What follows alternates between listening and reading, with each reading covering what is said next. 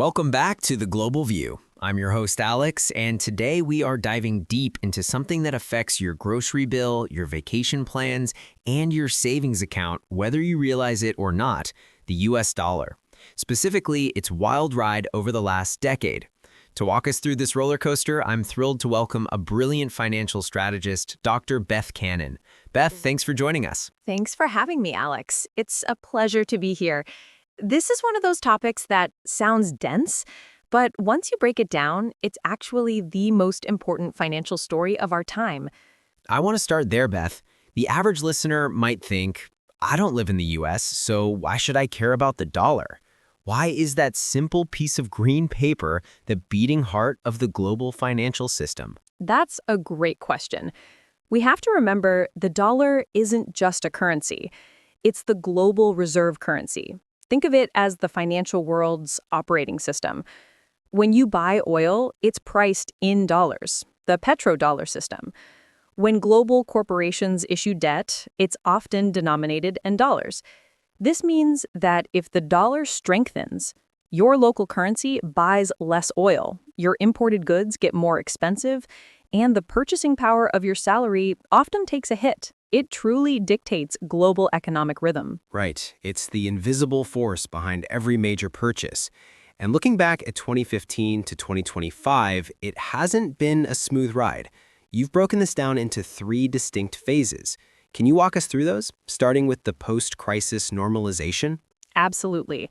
The first phase from 2015 to 2019 was what we call the post-crisis normalization.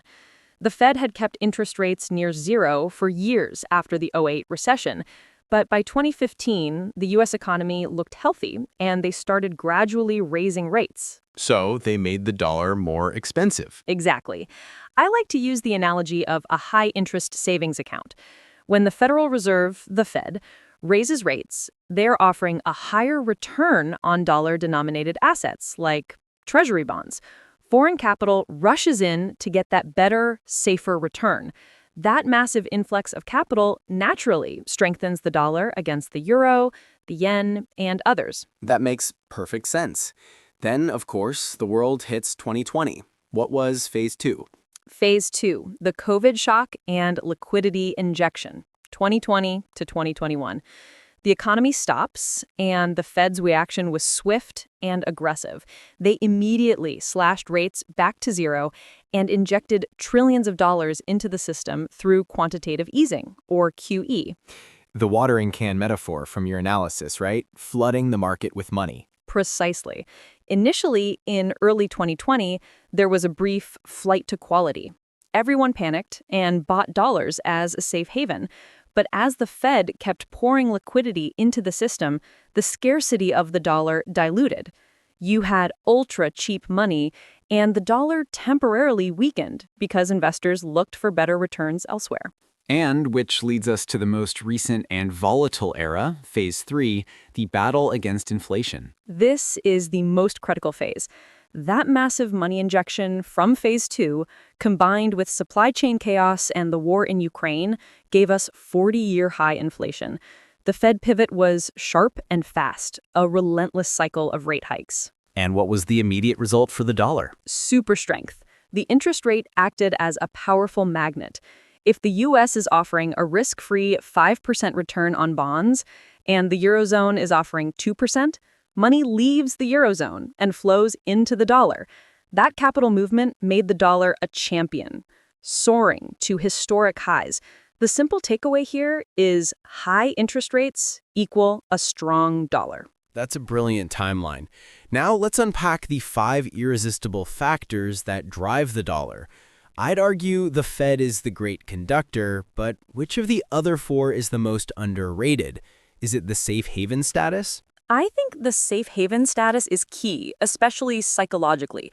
We saw that in 2022 with the war in Ukraine. When geopolitical uncertainty spikes, money doesn't pause, it runs to hide. And that hiding place is historically the US dollar, specifically US Treasury bonds.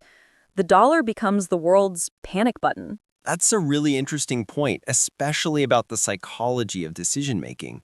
We talk about economic factors, but when the world is in chaos, rational investors aren't just calculating rate differentials, they're seeking safety. That rush is emotional. Exactly. And that emotional reaction dictates the market's initial move. Another key driver is the rate differential. It's what separates the U.S. from its competitors. If the Fed is hawkish, raising rates, while the ECB or the Bank of Japan is dovish, keeping rates low, the dollar wins every time.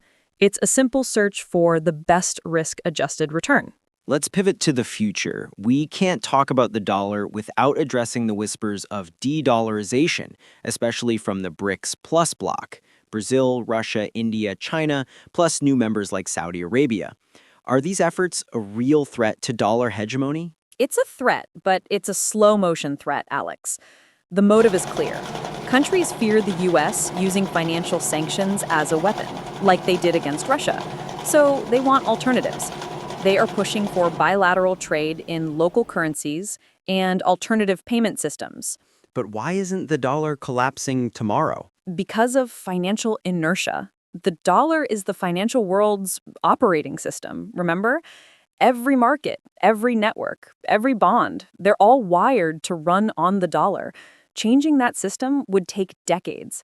More importantly, there is no replacement for the liquidity of the U.S. Treasury market.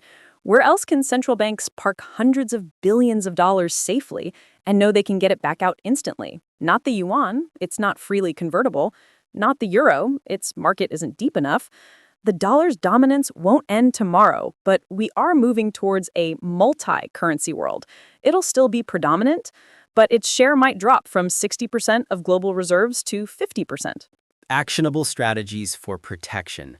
This is where we get practical. For listeners outside the U.S. who hold their savings in a volatile local currency, what's the actionable advice to bulletproof their portfolio against this volatility?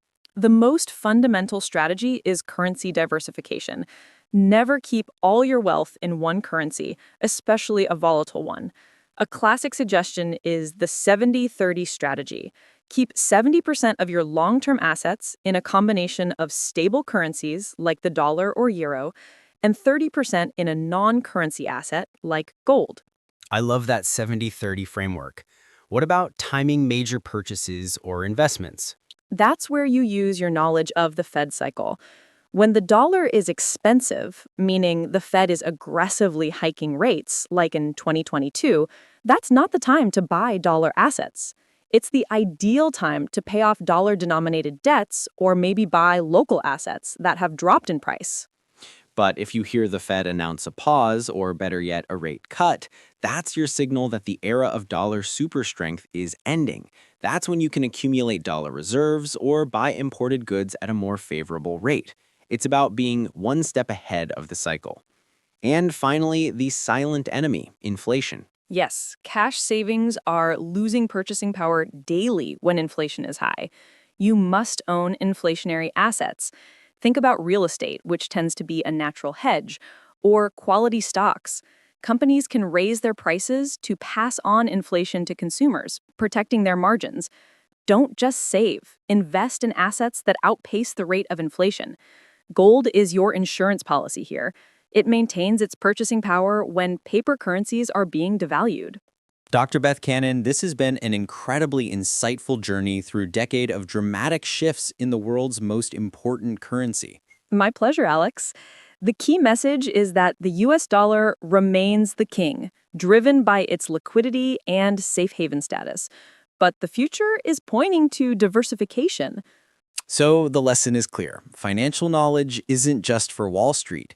It's for you to protect your wealth. We've given you the tools, the 3 phases, the 5 drivers, and the actionable strategies. Beth, thank you again. For our listeners, that was Dr. Beth Cannon. We'll be back next week with more global financial insights. Goodbye for now. Goodbye, everyone.